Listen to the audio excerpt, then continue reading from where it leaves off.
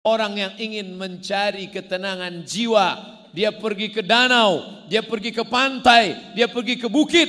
Tapi apa yang dia dapat? Maksiat, dosa. Karena tempat-tempat wisata dipenuhi dengan perbuatan maksiat. Tapi apa yang terjadi di tempat kita? Sebelum sampai, di sebelah kanan saya lihat hotel yang tinggi, tertulis hotel syariah. Bahkan sampai di sini saya tanya, tamu-tamu di mana? Ditempatkan di tempat yang terjaga, fasilitas hotel, tapi iman mata terjaga. Saya ustadz tapi manusia biasa.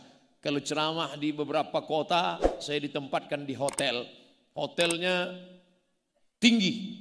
Saya kadang di lantai 9, lantai 8, sengaja dibuat tinggi-tinggi supaya yang mau foto sesak napas naik ke atas. Begitu masuk di lift, mau turun ke bawah, kita serba salah. Sudah pakai peci, pakai sorban, pakai koko, pakai kain sarung. Di dalam lift ada orang besar pakai baju kekecilan, orang kecil pakai baju kebesaran. Kadang roknya panjang, tapi resleting belum dipasang. Kadang setingginya 160 cm, kain yang dipakai 100 cm. Dipakai ke bawah terbuka ke atas, dipakai atas tertutup ke bawah. Loh, Ustadz ngelihatnya dikit.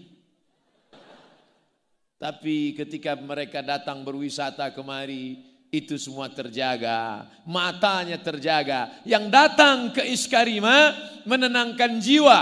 Dari mulai Syekh Muwaffaq, mursyid tariqat Syaziliyah, sampai birokrat duta besar Saudi Arabia datang kemari. Untuk apa? Melihat suasana perbukitan, sawah, air mengalir, mendengar kicau burung, menyaksikan suasana yang indah. Tapi di samping itu jiwa mereka, spiritual mereka, jiwa darah daging mereka tenang. Kenapa? Ala bizikrillah, ketahuilah dengan banyak mengingat Allah tatma'innul qulub, hati menjadi tenang. Ternyata ketenangan bukan didapat karena makanan. Karena ketenangan bukan di perut, ketenangan bukan didapat lewat minuman, karena ketenangan bukan di tenggorokan leher, tapi ketenangan berada di dalam hati. Di mana letak tenang? Ayatnya dibacakan ananda kita tadi. Huwallazi anzala sakinata. Dia yang menurunkan ketenangan. Kemana? Fi qulubil mu'minin.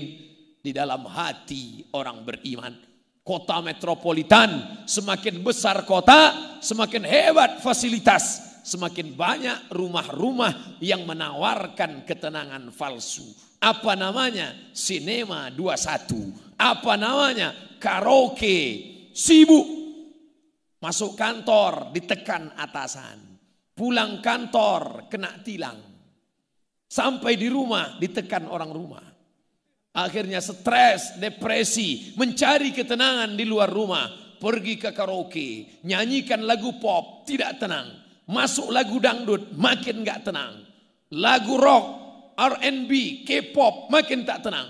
Akhirnya makan pil anjing gila, baru agak tenang. Masuk sabu-sabu, makin tenang. Sakau, mati, hilang. Di mana sebenarnya ketenangan itu? Ketenangan itu jawabannya, datanglah ke komplek Iskarima. Allahu Akbar.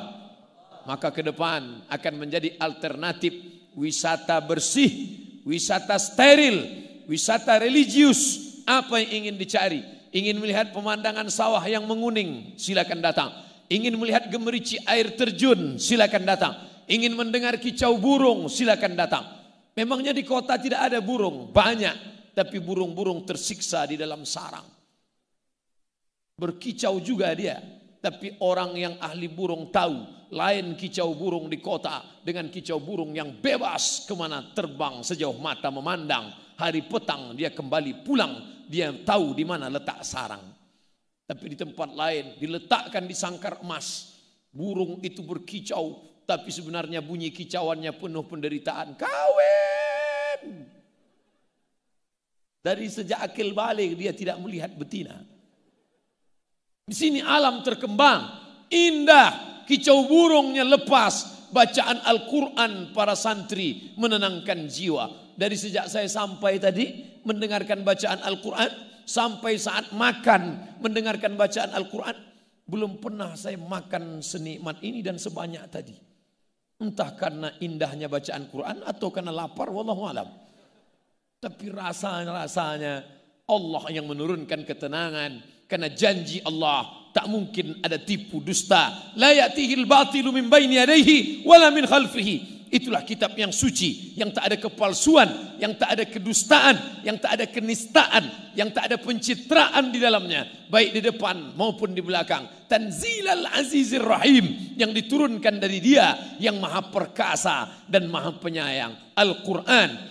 Maka wisata religi, wisata bersih, wisata steril, jauh dari dosa, jauh dari maksiat. Ketika ini sudah terbentuk, sudah nampak, sudah nyata, maka di masa akan datang mustahil orang akan membawakan maksiat dan dosa ke lingkungan ini. Beruntung bertuah Bapak Ibu yang ada di sekitar pesantren Iskarima. Kenapa? Di tempat lain orang ingin merubah yang hitam, merubah yang gelap menjadi terang.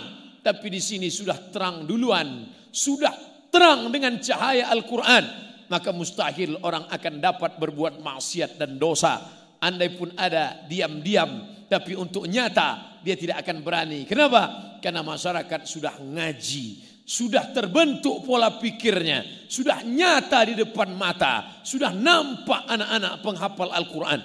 Maka nikmat besar bukan karena tinggal di kaki bukit dengan udara yang sejuk, bukan tinggal di tempat suasana dengan sterilnya, jauh dari polusi, bukan tinggal di tempat penuh dengan gemerlap dunia harta benda, tapi tinggal dengan mata yang indah melihat pemandangan, hati yang nyaman mendengarkan Al-Quran. Itulah kenikmatan yang luar biasa. Hadirin hadirat, muslimin muslimat yang dimuliakan Allah SWT. Saya yakin dan percaya bapak-bapak Kapolres Dandim yang pernah bertugas di sini, pindah dia ke tempat lain. Saya yakin di tempat lain mungkin orang minta rekomendasi supaya dipindahkan ke tempat lain. Tapi saya yakin yang pernah bertugas kemari malah tidak akan pernah mau pindah ke tempat lain karena kenikmatan yang luar biasa. Ustadz kok tahu? Saya aja ingin berlama-lama di sini.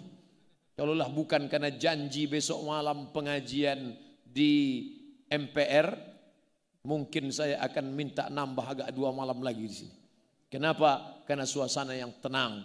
Oh, ini Ustadz ngomong basa-basi, tak ada dusta di antara kita. Di tempat lain kita merasa tenang, nyaman, dingin, adem, ayam. Ternyata AC-nya kencang. Tapi di sini AC saya matikan. Tenang, sejuk, pikiran lapang, bauh mata memandang anak-anak membaca Al-Quran, penuh dengan sopan santun, adab. Anak-anak mencium tangan. Saya merasa tangan saya yang penuh bergelimang dosa tak layak mereka cium. Mereka hafal Al-Quran 30 juz di kepala mereka. Sedangkan Abdul Somad juz 30 pun kadang-kadang hilang-hilang timbul. Tak layak. Jadi jangan anakku tersinggung, beberapa kali saya tarik. Bukan itu tidak hormat. Aku merasa kalian jauh lebih mulia. Makanya mudah-mudahan dengan berceramah di sini. Wasiqal ladzina taqau ilal jannati zumara. Walladzina taqau wasiqal ladzina taqau rabbahum. Orang-orang yang takut kepada Allah nanti masuk ke dalam surga itu bukan sendirian, zumara, berkelompok-kelompok, berjamaah. Ternyata yang masuk surga itu berjamaah dan nanti dipanggil jamaah. Jamaah mana yang duluan? Dipanggil oleh malaikat. Berikut ini jamaah yang pertama, jamaah Iskarima. Masuk. Yang pertama masuk pendiri almarhum. Yang kedua pengurus yayasan, ketua, sekretaris, bendahara. Lalu semuanya masuk. Security masuk juga. Pas di barisan terakhir ada Ustadz Somad. Malaikat nanya, ini dari Iskarima, bukan dari Riau. Loh, kok gabung di sini? Pernah ceramah sekali. Silakan masuk. Itulah gunanya kita menggabungkan diri dengan orang soleh-soleh.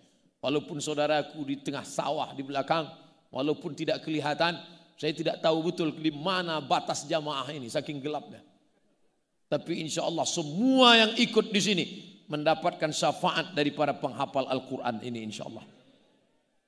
Tapi jangan gara-gara ini besok nggak sholat subuh lagi. Dibangunkan sama istri sama ibunya, mas sholat subuh. Insya Allah sudah dapat syafaat dari para pelajar Iskarimah. Belum. Karena syafaat orang beriman. Dalam hadis yang panjang tentang syafaat lebih 1 lembar. Dalam kitab Al-Lu'lu' wal Marjan fi martafaqa alaihi syaikhan, Sahih Bukhari, Sahih Muslim, digabungkan jadi 2 oleh Syekh Muhammad Fuad Abdul Baqi. Syafaat Nabi Muhammad sudah, syafaat Al-Quran sudah, syafaat malaikat sudah, syafaat Allah sudah. Ternyata ada syafaat orang yang beriman. Para penghafal Quran ini ketika diperintahkan Allah masuk ke dalam surga. Hai para penghafal Quran yang soleh-soleh, masuk kalian ke dalam surga. Saat itu mereka memandang ke kanan, memandang ke kiri. Mereka melihat kemana sahabatku dulu yang sama-sama sholat berjamaah dengan aku, yang sama-sama belajar dengan aku. Kenapa mereka tidak bersama aku? Ternyata mereka penghuni surga itu tidak egois. Mereka tidak mau masuk sendirian. Mereka ingin berjamaah. Mana mereka? Kata malaikat, mereka ada dalam neraka. Allah memerintahkan mereka, cari mereka. Kalau kau dapati dalam hati mereka ada iman, walaupun sebesar biji sawi, tarik mereka, masukkan ke dalam surga Allah Subhanahu wa taala. Makanya ada jamaah. Apa kata jamaah? Ustaz Somad, pandang wajah kami dekat-dekat. Tatap wajah kami Ustaz. Nanti ketika engkau masuk surga, tidak melihat kami ada di surga. Ternyata kami dalam neraka. Cari kami dalam neraka Ustaz. Lalu saya katakan kepada dia, ente pede sekali masuk neraka. Kita berdoa pagi, petang, siang dan malam. Allahumma ajirna minan nar, Allahumma ajirna minan nar, Allahumma ajirna minan nar, Allahumma ajirna minan nar. Wa qina adzaban nar, wa qina adzaban nar. Minta selamat dari api neraka. Tapi ternyata Iskarimah tidak egois. Dia tidak ingin dia saja yang selamat. Dia tidak ingin desa, kampung, kabupaten Karanganyar, lokasi daerah ini saja yang selamat. Tapi dia ingin ada negeri lain selamat. Alhamdulillah selama pondok ini didirikan. Sudah berapa cabangnya Ustaz? Hampir 40 sudah se-Indonesia. Loh, kenapa saya cuma tahunya Iskarimah di sini saja? Ternyata tempat yang lain tidak pakai nama Iskarimah. Silakan pakai nama apapun, silakan pakai identitas apapun. Yang penting sistemnya, yang penting metodenya. Apalah arti sebuah nama? Nama bisa pakai nama siapa saja, nama apa saja. Tapi sistem dipakai, Masya Allah, Tabarakallah.